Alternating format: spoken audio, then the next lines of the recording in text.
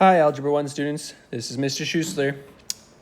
Today we are going to be continuing on with our lesson involving solving equations. We're going to be looking at solving equations involving consecutive integers. We're going to look at solving equations with variables on each side and also solving equations that have grouping symbols, which are parentheses or brackets. Make sure you have these in your notes. So first, solving multi-step problems. As you recall, last lesson we learned about solving one-step equations where there was one step involved to solve the problem. Today we're going to be stepping it up a little bit and we're going to be looking at solving multi-step problems. In a problem like this, our goal is to first isolate the variable, which is our 11x on one side. The way we will do that is by using our addition or subtraction properties of equality to get the variables on one side and the numbers on the other. Here I am adding 4 to both sides, and you'll see that those cancel out. We end up with 11x is equal to 33. From here, it becomes a one-step problem. And again, we use our division property of equality, and we will divide by 11.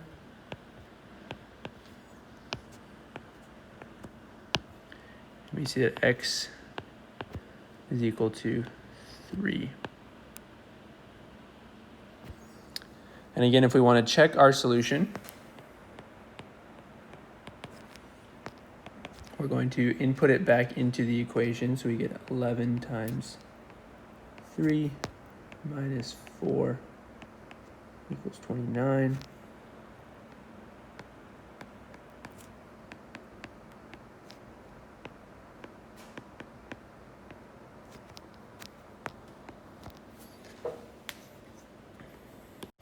Let's look at a word problem. It has a little bit more complicated. So Mr. Schussler is buying a pair of basketball shoes that are on sale for 2/3 of the original price.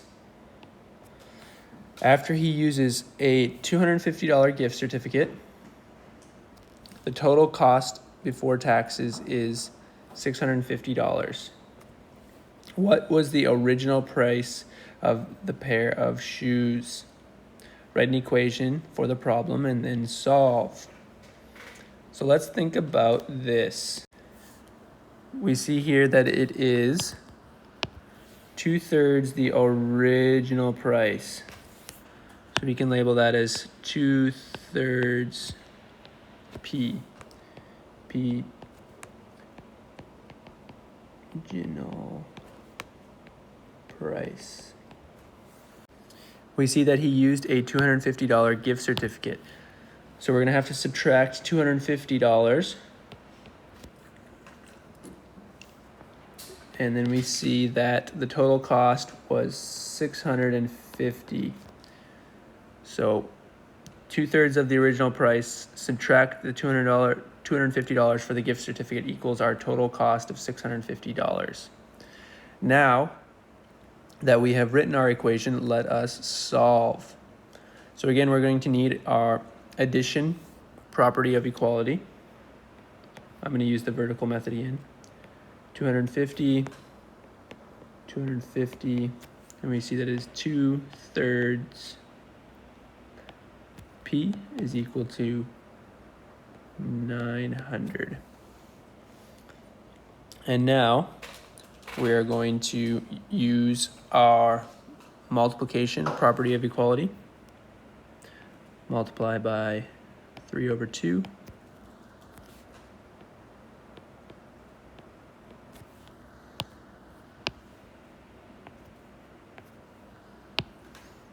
You see that P is equal to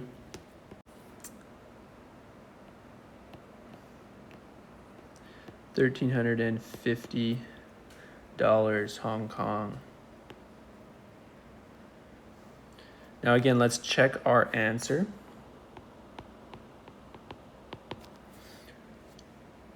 Does it seem reasonable? Does $1,350 seem reasonable for a new pair of shoes? It's a bit expensive, but it is within reason. Now let's check if it fits back into our equation. 2/3 times 1,350 minus 250 equals 650. We see that 2/3 times 1,350 is 900 minus 250 equals 650. 650.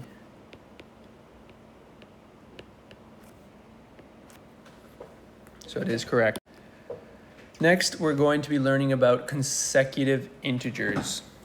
Now, what consecutive integers means when you see practice problems or examples that involve them.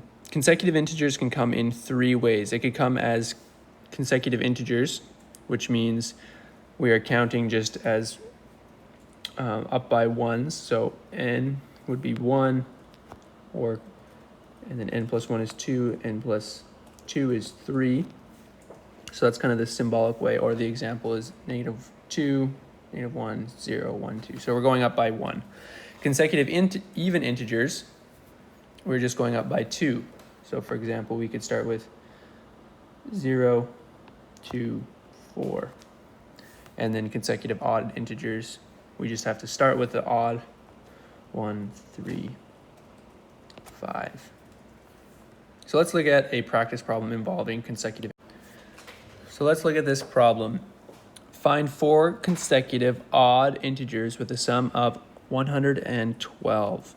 So remember, we are going to be looking for 4 consecutive odd integers, which means we're going to be adding by 2.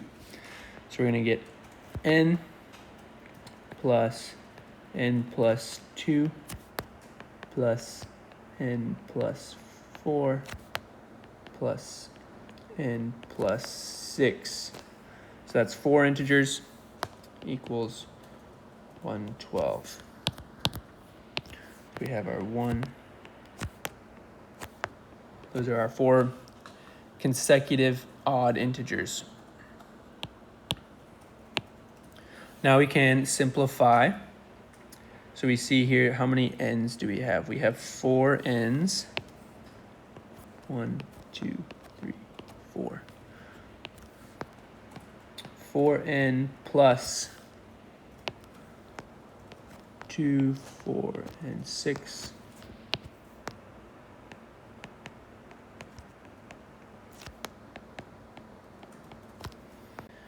This equals 4n plus 12 equals 112. Again, we're going to use our subtraction property of equality.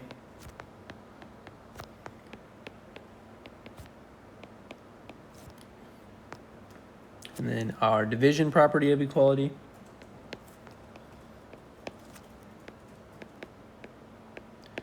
Now we see that n equals 25. Now this doesn't quite finish our problem because we need to find 4 consecutive odd integers. So we found n. So we found n here, but we still need to find n plus 2, n plus 4, and n plus 6. So we again need to plug those back in. So we're going to see that we have n, which equals 25. N plus 2 is equal to 25 plus 2. N plus 4 equals 25 plus 4. N plus 6 equals 31. So these are our 4 consecutive integers. We can put them in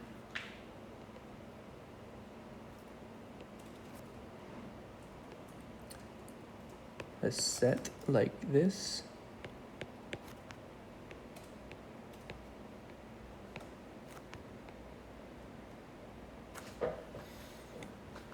So this here is our answer.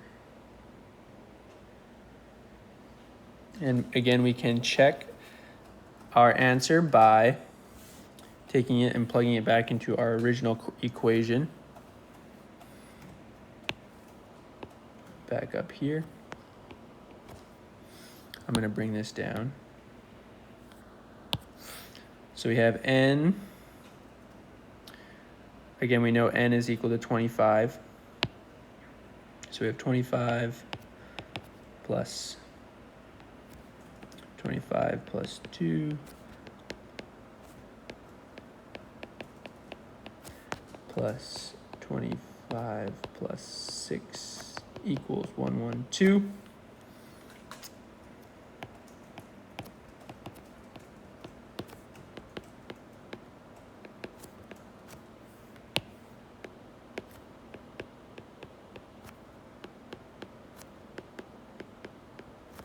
So we see that those four integers add up to 112. Now let's move on to solving equations with the variable on each side. So think about how you would solve an equation like this. The goal is to get the variables on one side and our constants on the other. Now there are a few ways you could do this one. For example, the first one, I'm going to move all of my constants to the left side and my variables to the right. So my first step, I'm going to move my constant, which is a 6. I'm going to add 6 to both sides. We get 8 plus 5k equals 3k. Now I'm going to move my variables to the right side. Subtract 5k. Let me see that 8 is equal to negative 2k. Then I'm going to use my division property of equality and divide by negative 2. Let me see that negative 4 is equal to k. Another option that I could do is move all of my variables to the right side. Sorry, to the left side, and my constants to the right. So in this case, I'm going to subtract 3k from both sides. We get 2 plus 2k equals negative 6. Then I will move my constants to the right side.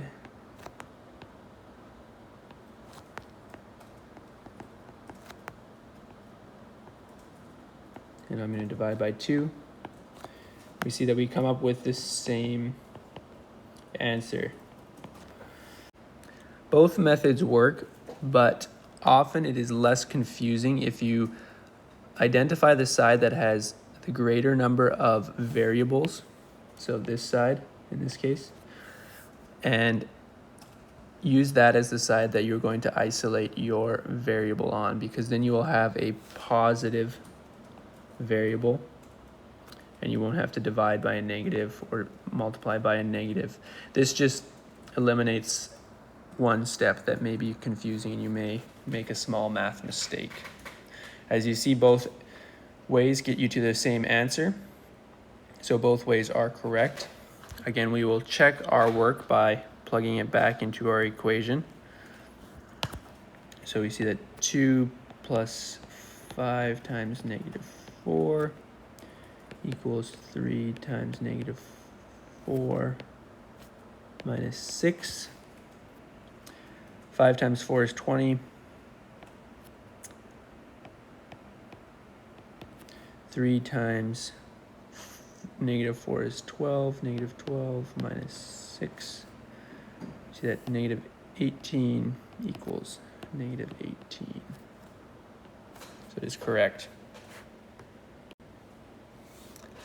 Now let's look at solving equations with parentheses, which is often called grouping symbols. So in this case, we need to use our distributive property to simplify this equation. Remember our distributive property? We're going to distribute this in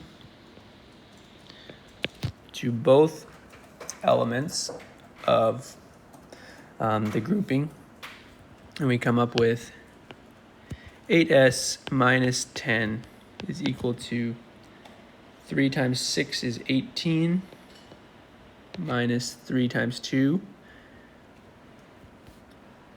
6s. Now again, we need to make a decision on which side we want to isolate our variables on. I'm going to choose the 8s side because 8 is greater than negative 6. So I'll have a positive s variable when I end. So I'm going to add 6s to both sides.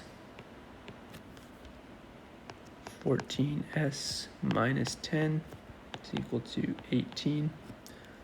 Then I'm going to add 10 to both sides. 14s is equal to 28. Now I'm going to divide by 14. S is equal to 2. Now remember, when you are doing these kinds of problems, stick to one step for each line. So for example, here I moved 6s to this side by adding it, and then I subtracted 10 from this side by adding it. I did this on each line, and this will help keep your work a little bit more organized and help eliminate some of those silly little math mistakes that you make when we get too excited about solving it too quickly. Remember, we need to then check our answer by plugging it back into the main equation. So we get 8 times 2 minus 10 is equal to 3 times 6 minus 2 times 2. Again, we're going to use the distributive property here.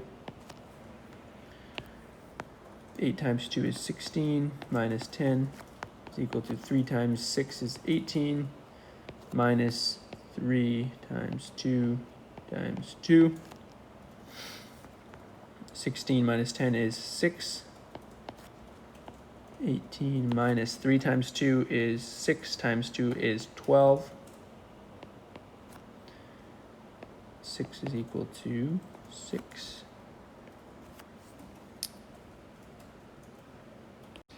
Now I did want to do one more practice problem with you, and this one is a special kind of problem, and you will see why in a minute. So again, go ahead and try this problem first in your notes, and then I'll walk through. All right, so we have 3 times 2b minus 1. So we're going to multiply 3 into our parentheses, and we get 6b minus 3 minus 7 is equal to 6b minus 10. Yeah, now you may notice here we get 6b minus 10 is equal to 6b minus 10, which when simplified down becomes 6b equals 6b.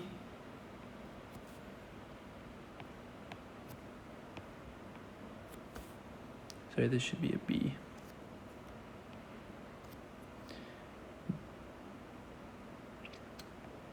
B equals b. So what we have here is this equation is true for any value of b. We call these equations identities, because for all values of the variable, the equation is true.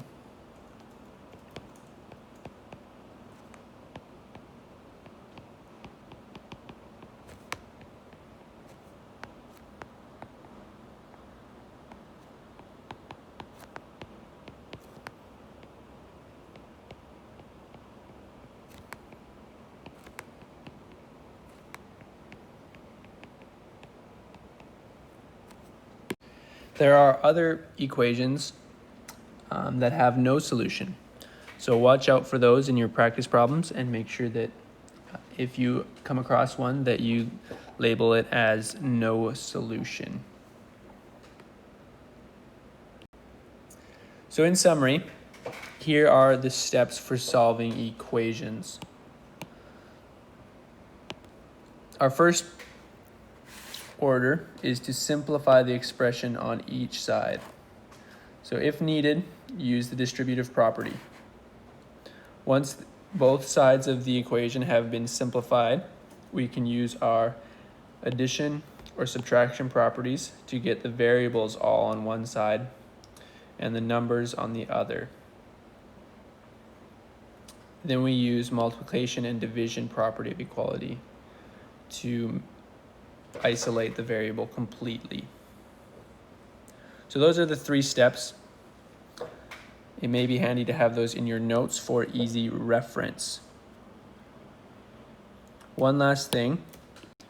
Just a reminder, the mini modeling project rework is due Friday, September 18th. So make sure that you are working on that. If you finish up this lesson early today, that may be a good option to spend some time on. Refer back to Mr. Schussler or to Power School Learning for the practice problems that are due today. Thanks for listening.